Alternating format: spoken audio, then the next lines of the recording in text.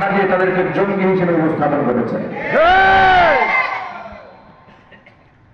যাকে যেভাবে সাজালে দুর্বল করা যায়, দাড়িওয়ালা লোকদেরকে সাজিয়েছে শিবির, জামাত, মৌলবাদী, রাজাকার, আল বদরার সাজিয়েছে। বিরোধী দল যারা, তাদেরকে এক একজনকে এক একটা মেকানিজমে সাজিয়েছে। কাউকে গাড়ি পোড়ার মামলা, কাউকে অস্ত্র মামলা, কাউকে মাদক মামলা। তো হুজুরদের নামে তো মাদক মামলা দিলে এটা শয়তানে খাবে না, পাবলিকও খাবে না, শয়তানও খাবে না। এই জন্য আলেমরা আমাদেরকে মাদক মামলা দেয়, আলেমদেরকে অস্ত্র মামলাও দেয় না। দিয়েছে কি কয়েকটা জায়গায় দিয়েছে জঙ্গি। ঠিক কিনা যদি বলেন, নিজেরা গাঁজা হাতে নিয়ে পাবলিকের পকেটে ঢুকাইয়া ওদের গাঁজার মামলা দিয়েছে। ট্যাবলেট নিজেরা, ইয়াবা ট্যাবলেট নিজের হাতে বহন করে পাবলিকের পকেটে ঢুকাইয়া ইয়াবার মামলা দিয়ে চালান করে দিয়েছে। কেন করেছে এগুলো? নিজের প্রমোশনের জন্য করেছে। কেন করেছে? র্যাঙ্ক একটু উপরে যাবে, যেমন এতগুলা এবারখোর ধরতে পেরেছে, গাঁজাখোর ধরতে পেরেছে, মদখোর ধরতে পেরেছে, নিরপরাধ মানুষদেরকে অপরাধী বানাইয়া জেলখানায় বছরের পর বছর ধরে আটকায় রেখেছে। আমি আমার এখানে সামনে অনেক যুবক ভাইদেরকে দেখতে পাচ্ছি। যুবকেরা, আমরা যুবক মানুষ, আমাদের এই যৌবনের একটা দাম আছে, মূল্য আছে। যৌবন চিরদিন থাকবে না, ক্ষমতাও চিরদিন থাকবে না। একদিন ক্ষমতার শেষ হবে। আমার এই যৌবনের তাকড়া এই শক্তিও একদিন শেষ হয়ে যাবে। যারা 16 বছরে এগুলা মানুষের সামনে করেছে, আজকে তাদের দিকে একটু তাকায় দেখে। হাজার কোটি টাকার মালিক, কিন্তু পৃথিবী আল্লাহ পাক তাদের জন্য এত সংকীর্ণ করে দিয়েছেন, পৃথিবীর কোনো মাটি ওদেরকে দিতে চায় না। এমনকি ওরা এখন মরে গেলে বাংলাদেশের মাটিতে ওদের দাফন হবে কিনা এটাও সন্দেহ আছে। ওদের লাশটা পর্যন্ত জমির এখন দিতে চাচ্ছে না। কোরআন শরীফের একটা আয়াত আপনাদের শোনায়, একটু মিলাই নেবেন। আল্লাহ রাব্বুল আলামিন ১,৫০০ বছর আগে সূরা তাহার মধ্যে ঘোষণা করেছেন, ওয়ামান আ'রাদা আন যিকরি ফাইন্না লাহু মাঈশাতান দানকা ওয়া নাহশুরুহু ইয়াওমাল কিয়ামাতি আ'মা قال رب لم حشرتني أعمى وقد كنت بصيرا قال كذلك أتتك آياتنا فنسيتها وكذلك اليوم تنسى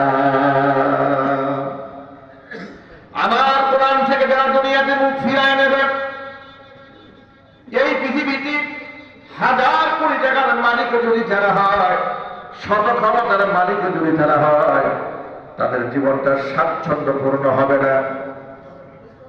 ফাইন্না লাহু মাঈশাতান দানকা, ওদের জীবন আমি আল্লাহ সংকীর্ণ বানায় দেব। যুইকাতুল আরদু বিমা রাহাবাত, প্রশস্ত পৃথিবী আল্লাহ পাক এদের জন্য সংকীর্ণ কেমন বানিয়ে দিয়েছেন লক্ষ্য করেন।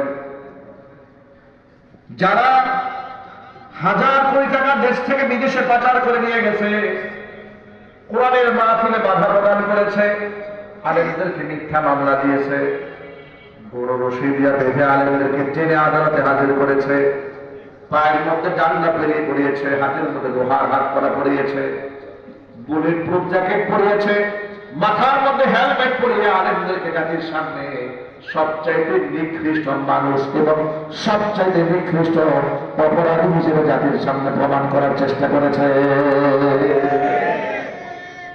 দুনিয়াতেই এদের তো আর শাস্তি পাওয়ার জন্য পরকালে যাওয়ার প্রয়োজন হয় নাই।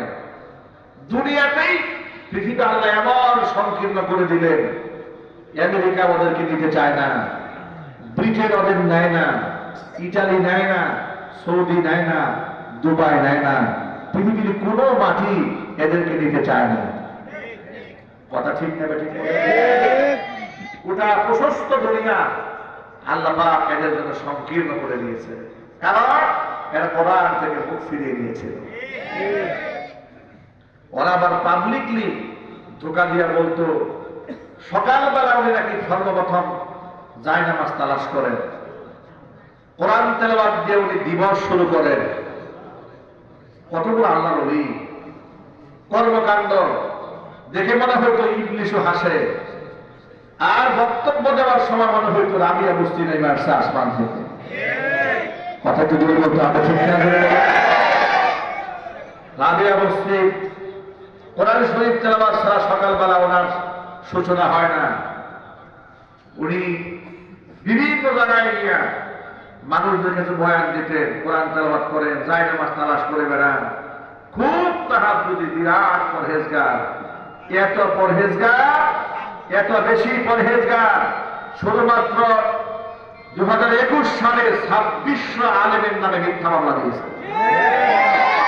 এই হচ্ছে পরহেজগার মহিলার আচরণ। কোরআন শরীফ থেকে মুখ ফিরিয়ে নিয়েছে, মাহফিলে মাহফিলে বাধা তৈরি করেছে। এদের লালিত কুকুরেরা হত্যার সামনে থেকে মাইক্রো করে নিয়েছে।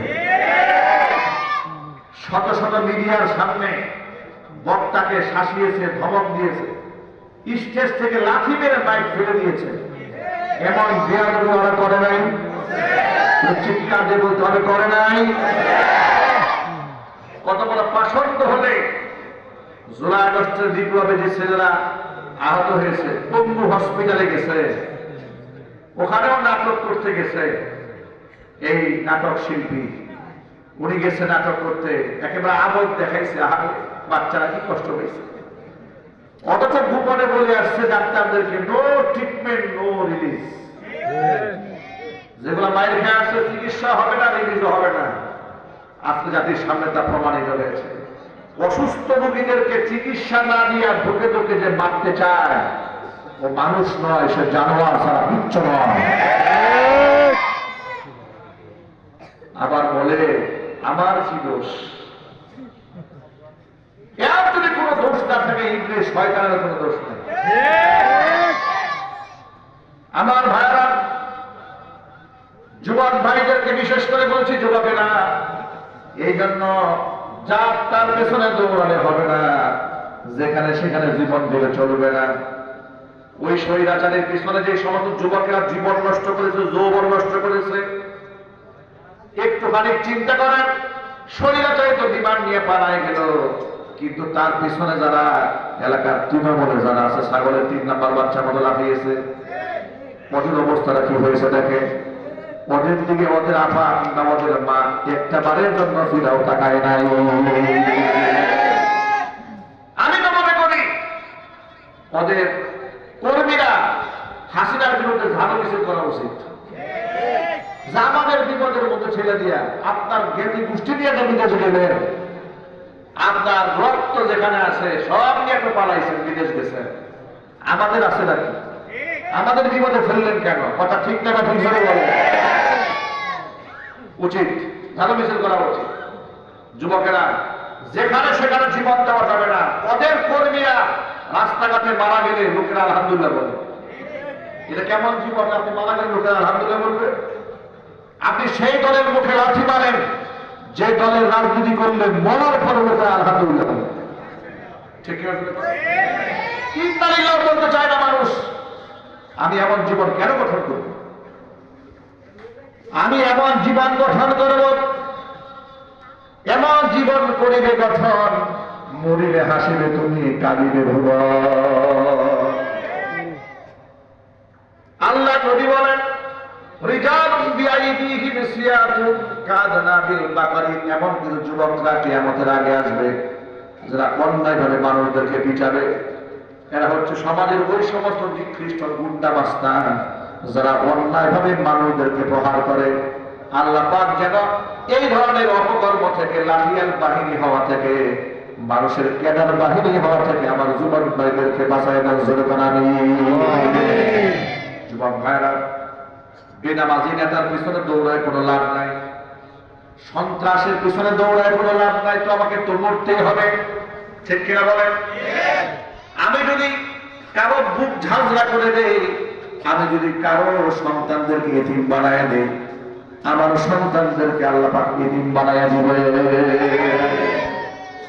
আমি যে সন্ত্রাসী হাতের মধ্যে হাতিয়ার তুলে ধরেছি, আমাকে সাহায্য করার জন্য আরেকজনের হাতে হাতিয়ার উঠবে না, চিন্তা করে উঠবে না।